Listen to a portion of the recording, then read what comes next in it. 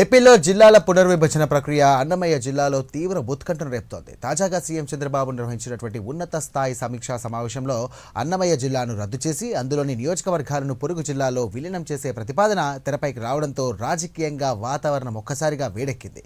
రాజంపేటను జిల్లా కేంద్రం చేయాలన్న డిమాండ్తో ఇప్పటికే 2 వారాలుగా రిలే నిరాహార దీక్షలు, ఆందోళనలు కొనసాగుతున్నాయి. ఇదిలా ఉండగా తాజా వార్తలు రాయచోటి వాసులను తీవ్ర ఆందోళనకు గురిచేస్తున్నాయి. ఇక జిల్లా కేంద్రంలో హోదాను కాపాడుకునేందుకు రాయచోటిలో జేఏసీ ఆధ్వర్యంలో సంపూర్ణ బంద్ పాటించారు.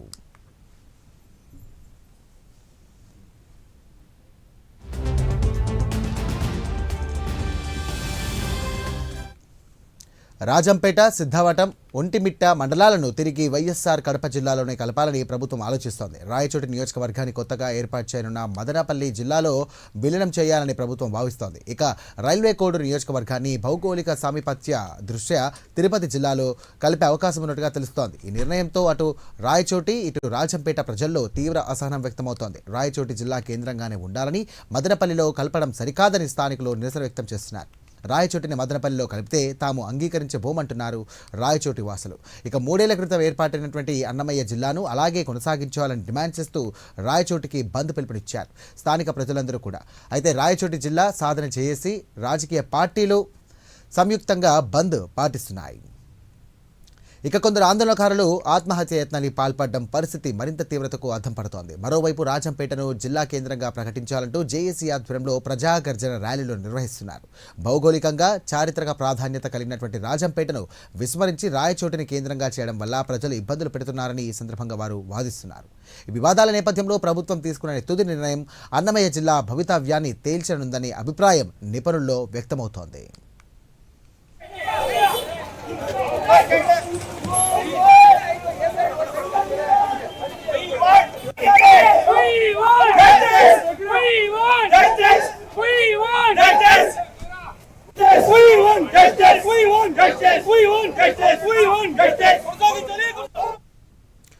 రైట్. ఆంధ్రప్రదేశ్లో జిల్లాల పునర్విభజన సంబంధించి కూడా ఎక్కడికక్కడ రాజంపేట మరియు రాయచోటి వాసులకు కూడా తీవ్ర ఆందోళన కలిగజేస్తుంది. ఈ సందర్భంగా కూడా ఎక్కడికక్కడ సంపూర్ణ బంద్ను కొనసాగిస్తూ ఉన్నారు.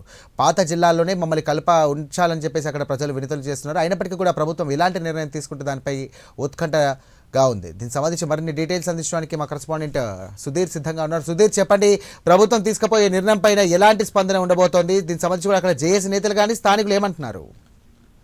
Thank you Saira. ముఖ్యంగా చూసుకుంటే కనుక ఏదైతే అన్నమయ్య జిల్లా వ్యవహారం అయితే కనుక ఇవాళ అయితే ఫుల్ స్థాయిలో పెద్ద ఎత్తున హాట్ టాప్ గా మారిన పరిస్థితి అని చెప్పుకోవచ్చు. అయితే ఇటీవల కాలంలో గడిచిన 3 సంవత్సరాల కిందట కూడా ఏదైతే అన్నమయ్య, అలాగే మదనపల్లి, తంబలపల్లి, అలాగే రైల్వే కోడూరు, అలాగే రాజంపేటను ఇవి 6 నియోజకవర్గాలను కలిపి ఒక జిల్లా కూడా ప్రకటించడం జరిగింది. అయితే దాని తర్వాత కూడా ముఖ్యంగా కుటుంబ ప్రభుత్వం అధికారంలోకి వచ్చిన తర్వాత కూడా పూర్తి స్థాయిలో కూడా ఏదైతే జిల్లాలకు సంబంధించినటువంటి పునర్విభజన మళ్లీ జరుగుతున్న నేపథ్యంలో కూడా రాజంపేటను ఒక పక్క జిల్లాగా చేయాలని చెప్పి వాళ్ళు పూర్తి స్థాయిలో కూడా పెద్ద ఎత్తున పద్దులు, రాస్తారాకులు, వంట వార్పులు చేస్తున్న నేపథ్యంలో కూడా మరో మారైతే పూర్తి స్థాయిలో రాష్ట్ర ప్రభుత్వం ఏదైతే పునర్విభజన చేస్తున్న జిల్లాకు సంబంధించి అందులో కూడా ఏదైతే అన్నమయ్య జిల్లా కేంద్రంగా ఉన్నటువంటి రాయచోటిని కూడా పూర్తి స్థాయిలో తీసుకెళ్లి మదనపల్లిలో కలుపుతారని చెప్పి చెప్పడంతో కూడా అవి పూర్తి స్థాయిలో కూడా ప్రాథమిక మాధ్యమాల్లో, సోషల్ మీడియాలో చెక్కలు కొడుతున్న నేపథ్యంలో కూడా ఒక్కసారి కూడా రాయచోట్ల అయితే కనుక బగ్గుమన్న పరిస్థితులు కూడా చెప్పుకోవచ్చు. అయితే గత రాత్రి నుంచి మనం చూసుకుంటే కనుక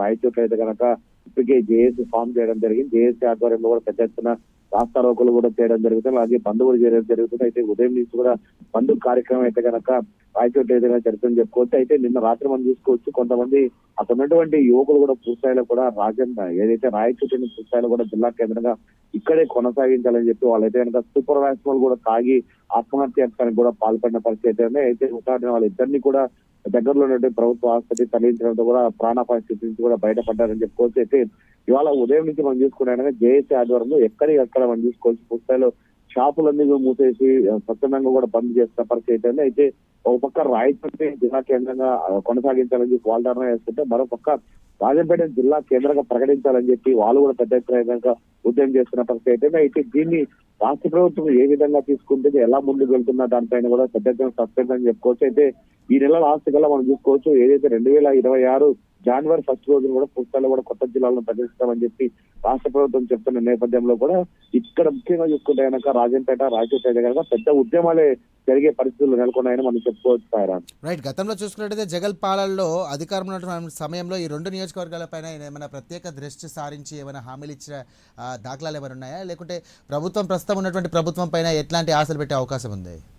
అంటే ప్రధానంగా మనం ఇక్కడ చూసుకోవాల్సింది ఏంటంటే గతంలో వైఎస్ఆర్ కాంగ్రెస్ పార్టీ అధికారంలో ఉన్న నేపథ్యంలో కూడా అప్పుడు కూడా పూర్తిస్థాయిలో కూడా ఏదైతే అక్కడ ఉన్నటువంటి రాయచోటిలో ఉన్నటువంటి మాజీ ఎమ్మెల్యే శ్రీకాంత్ రెడ్డి కూడా అప్పుడు పోరాడి అన్నమయ్య జిల్లాను ఏదైతే రాయచోటికి కేంద్రంగా నేను తీసుకొచ్చానని చెప్పి అప్పుడు వాళ్ళు చెప్తున్న పరిస్థితి అయితే మరోపక్క తీసుకునే కనుక రాజంపేటకు సంబంధించిన నేతలు కూడా పూర్తిస్థాయిలో కూడా రాజంపేటను జిల్లా చేస్తామని చెప్పి అప్పుడు ఉన్నటువంటి వైసీపీ నేతలు కారుకూతలు కూసి ఈ రోజు పూర్తిస్థాయిలో కూడా ఏదైతే అన్నమయ్య నచ్చినటువంటి పాట ఏదో ఉందో దానికి తూట్లు పొచ్చారని చెప్పి అన్నమయ్య ప్రజానీకం కూడా పూర్తిస్థాయిలో మొరపెట్టుకున్న పరిస్థితి అయితే కనబడుతుందని చెప్పుకోవచ్చు. ఏదేమైనా గతంలో చేసేటువంటి వైసీపీ ప్రభుత్వం ఉందో దాని తప్పుదాలనే ఈ రోజు జరిగిన పూర్తిస్థాయిలో ఈ ఏదైతే జిల్లాలకు సంబంధించినటువంటి పునరుద్ధరణ వ్యవహారం అయితే కనుక మరోసారి కూడా బయటపడుతుందని చెప్పుకోవచ్చు. ఏదేమైనా సరే దీనిపైన ప్రభుత్వం స్పందించి వెంటనే దీనికి సంబంధించినటువంటి ఒక అధికారిక గెజిట్ బయట తీసుకొస్తే కనుక జిల్లాలకు సంబంధించినటువంటి పునరుద్ధరణ బయట